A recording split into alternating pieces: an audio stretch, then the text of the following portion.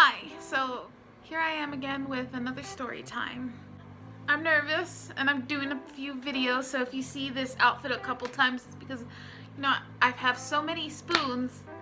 I want to record while I can, because when I don't feel well, I can edit. So I was almost not gonna do a video this week, but then I was talking to Noe about some stuff that happened in my past, and it's just, before I go on to Job Corps and talk about that whole thing, I wanted to talk a little bit more about, my past with bullying. I remember saying in past stories that I was bullied, and like this forever stuck in my head and scared me, because I was always been bullied, like mean, like, little words here, just the stereotypical thing of bullying. So when I was in 4th grade, this is where my ditching started, and where I started to like fight back. This is why I want to talk about this.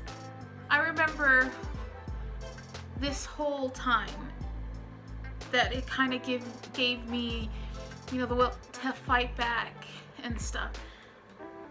I felt very meek beforehand. And I was only a 4th grader, so, of course I was, I had a relative say something very interesting to me once, that, I seem like a little adult, and that, I was arguing with them, and they're like, you have been like this, and you've been yelling at me since you were a little kid, like you were an adult back then, and that hasn't changed. And I just felt like, whoa, like, have I really had this personality since then?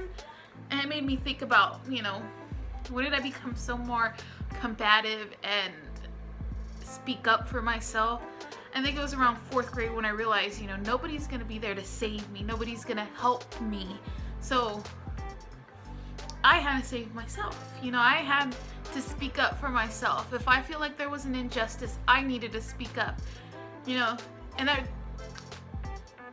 4th grade was really hard. A lot of stuff was happening with my parents that were really intense, that, maybe I'll get into in another story when I feel more comfortable talking about that. But at the same time, I feel like maybe I shouldn't put my parents' business on blast, but at the same time, that relationship's long gone. My dad is no longer in this world, and my mother has told me, she's a different person now.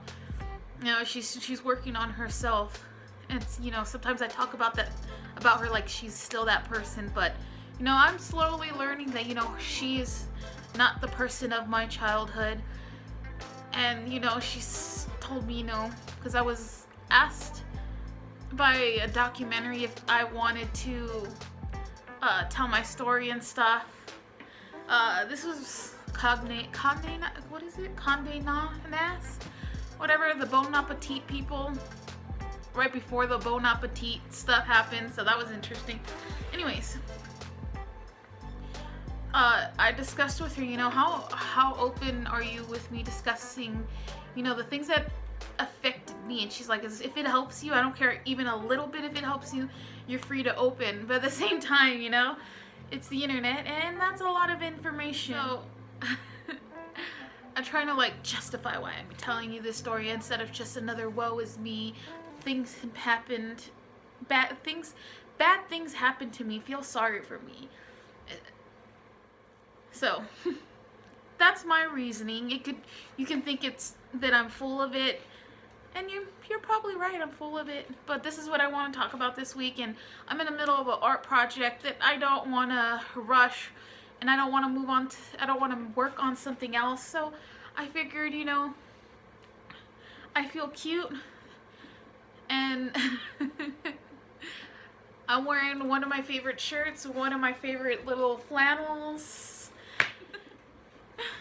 Anyways, we moved into government housing on the west side of Las Vegas, like the poor neighborhood where government housing is, and mostly minorities. Just this kind of setup You know, because it wasn't just me that wasn't cared for, it was all the children of that school who weren't well cared for. It's really sad to look back on, but I hope everybody is okay, and I really don't hold any hard feelings for the people we fought. We were in bad situations, you know, and we all said things that we shouldn't have, especially me. But I don't remember anybody's name. I don't have, like, this happened so long ago, you know, but it's seared into my memory. We moved there, and I was immediately teased all the time, tripped in class, you know, called all kinds of mean things. I just remember being very anxious. You know, we didn't have a lot of money, and then I didn't get to choose my clothes, and then, you know, because I was so heavy, like, my clothes weren't cute. I forgot, because my mom said it was expensive or something, so it made it worse. We moved all the time. I remember we constantly moved. So, you know, when we moved here,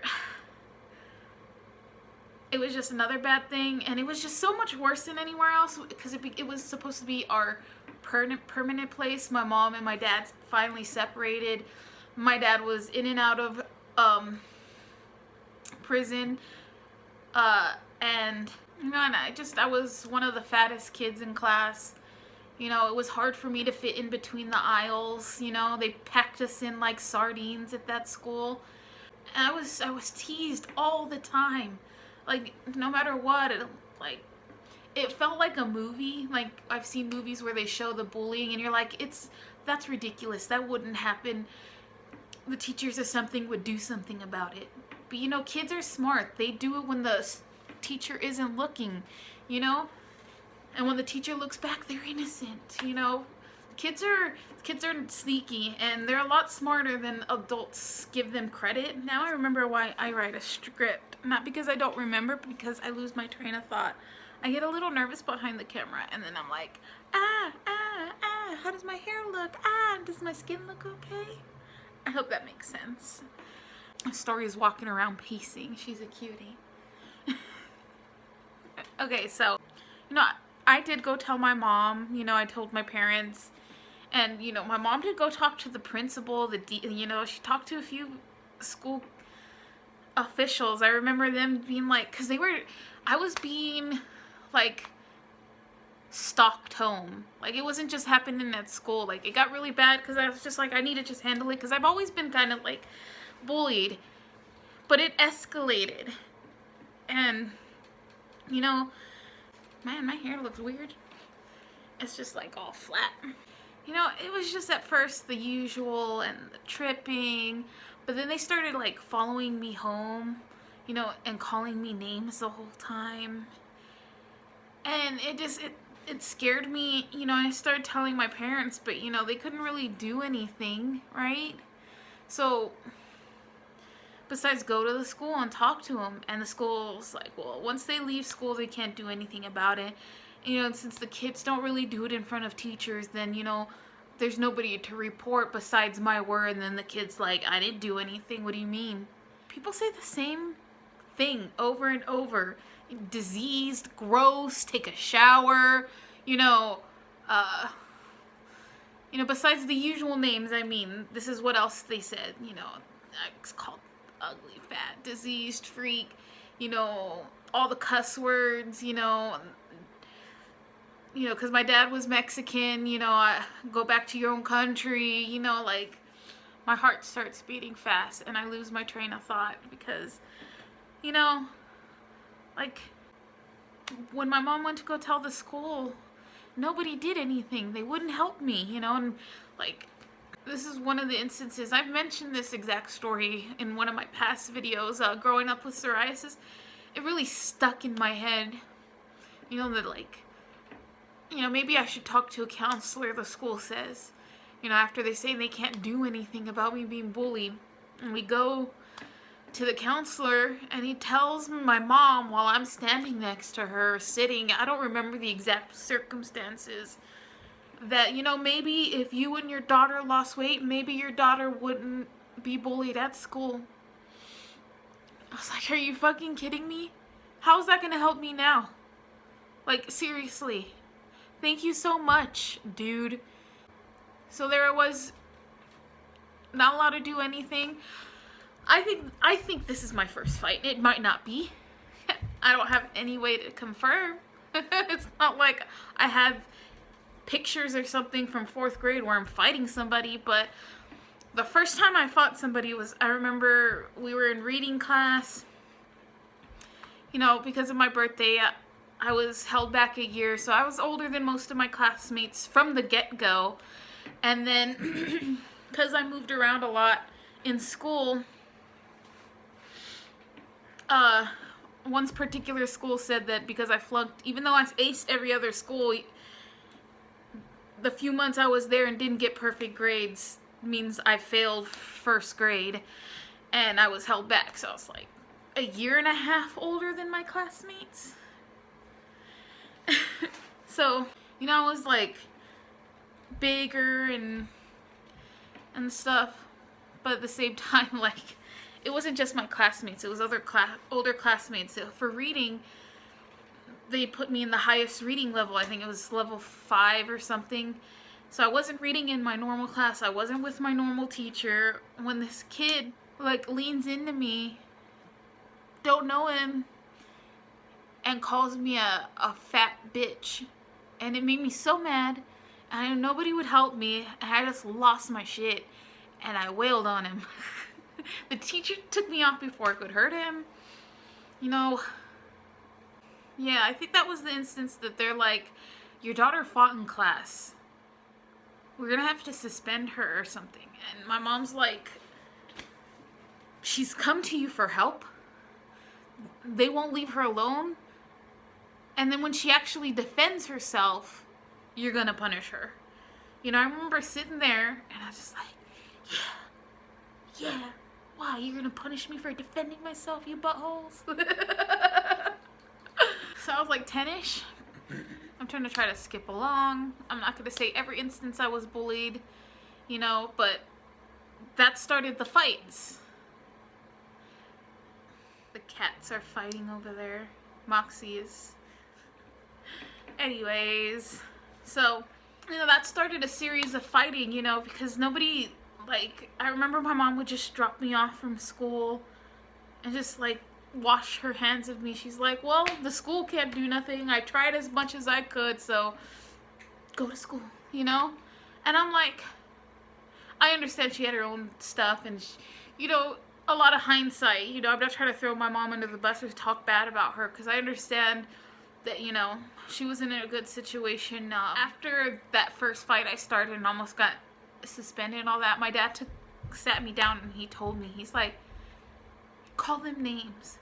Say whatever you want. But don't hit first. Don't hit first. He taught me how to form a fist, how to throw a fist. You know, he showed me a little blocking. He was really into martial arts. I watched martial arts with my dad, you know. And he just explained to me, you know, like, I can't hit first or I'll be in trouble. You know, and I took that to heart at the time. So I never hit anybody first anymore. And it got me out of so much trouble, it's fucking crazy. Like, but they hit me first. Did you hit first? Well, she said this. I like, well, no matter what anybody says, you can't hit them, you know? I was like, whoa. At least this is for elementary school. This... But it started an escalation of fighting. The girls got meaner, started throwing bigger things at me. One of them got a boy to chase me home. He, like, literally chased me home, and there was these metal outlet covers around our neighborhood, and I guess he obviously already had it. It's not like he ripped it out of the fucking wall while he was chasing me. But he threw the outlet, this big, it was like, it's like thick metal. It hit me in the back of the head. I remember because I fell right in front of my door. You know, my dad, I screamed for my dad, so luckily my dad opened the door and I was in view of my house, or I probably would have got my ass beat. Another time, these girls came up to me and they kind of like beat me up.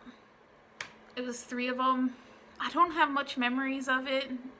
I don't know why it didn't scare me more, but I think it was just fight after fight after fight with people in my neighborhood, mostly girls. So when I beat a bunch of them up, they got their older siblings. So because I was older than my classmates, I was able to beat them up just fine. And then their middle school siblings who would wait for us outside the school and beat me up or try to beat me up, you know, I was able to beat up because I think technically I was like a 5th grader or something instead of a 4th grader. But I think it was someone, I don't know who for sure, one of the girls who I beat up had a sister in high school. I heard retroactively after the fact about this, but nobody would say her name. So yeah, one of the girls who was bullying me, I beat up. So she got her older sister or older friend who I beat up, who then got an even older sibling or friend to knock on my front door. I'm the oldest. You know, my sister is the closest to me and she's 2.5 years younger than me. So I was like the mini adult, the 3rd adult in the house. Someone knocks on the door, I open it, you know? Like, who is it? What do you want? Okay, let me go get my parents. You know? So when someone knocked on the door that day, I went and opened it, and there was just like, she looks 16, 17, you know, taller than me. I was like 10. And the 16, 17-year-old standing there, and she's like, Vanessa? Like, yeah. And she just pulls her hand back and pow, right in my eye. Don't remember. I was in 4th grade. I think it's this eye. I think she went, psh. Hit me so hard I fell to the ground and I screamed for my dad, but she was gone. We didn't know enough to call the police, you know. And they just knocked on the door, asked for me, and punched me in the face. And my eye swelled so much, or this eye swelled so much, it was closed. It was just like, you know, like in those movies. And it scared me because I, up till that point, didn't know that actually happened. I thought that was fake. I thought your eyes couldn't swell so much that you couldn't open them. They're swelled shut. I didn't think that was real. I thought that was like anime cartoon thing. So it freaked me out. And then after a few days, when the swelling went down, I keep pointing at this eye. Maybe it was this eye. But the swelling went down in my eye, but it was all like bruised, like around here, but not like a full bruise. And my eye, like I guess she broke some blood vessels. Eye completely red, you know. And you know, after that instance of like, my mom's like, you can't stay here. And you know, for my safety, the bullying was too much. Now I'm getting like knocked out like that at home, you know, like, it was really scary. It was the scariest thing that ever happened to me, to just open your door and then be cold clocked by a stranger. You know, usually you know someone's gonna hit you or something. At least there's some escalation. You have your heart, no, just to be cold clocked out of nowhere. So I moved in with my mom. I mean, my mom's mom, my grandma, and my aunt, you know. That was just one of the most scary things. It was completely different at my grandma's, you know. I was away from my mom and then all the kids, and it was just, well, I think there was only my brother and my sister at the time. And because I have 5 siblings, so I only grew up with 2. Oh, I forgot to mention when I ditched at the beginning, when I said that, you know, I was being tripped and harassed at school and nobody was helping me and I didn't know what to do. I decided one day just to go off to the side of one of the buildings with a book or two, and I just sat there and read for hours and hours and hours and hours. And I'm pretty sure at the time my mom was doing stuff, so I think I was able to sneak back into the house to use the restroom and grab a snack. But I could only do it a few times before the school police started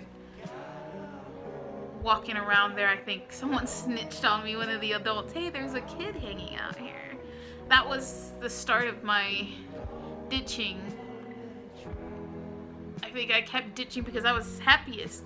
I got to do whatever I want. There was nobody telling me what to do, nobody yelling at me, nobody bullying me, nobody. I got to be my own person. Oh, it was stupid and unfortunate. I really, really, really wish I had gone to school. Because ditching, I didn't want to be known as a ditcher, but at the same time, I was pretty notorious in high school for being a ditcher. Haven't seen you in 2 weeks, Vanessa. Where have you been? I wonder too. I thought I was like cool in a like punk rock kind of way. I was like, I can't be any kind of other cool. So I'll be the like cool smoker, stoner, ditch who ditches and is very smart.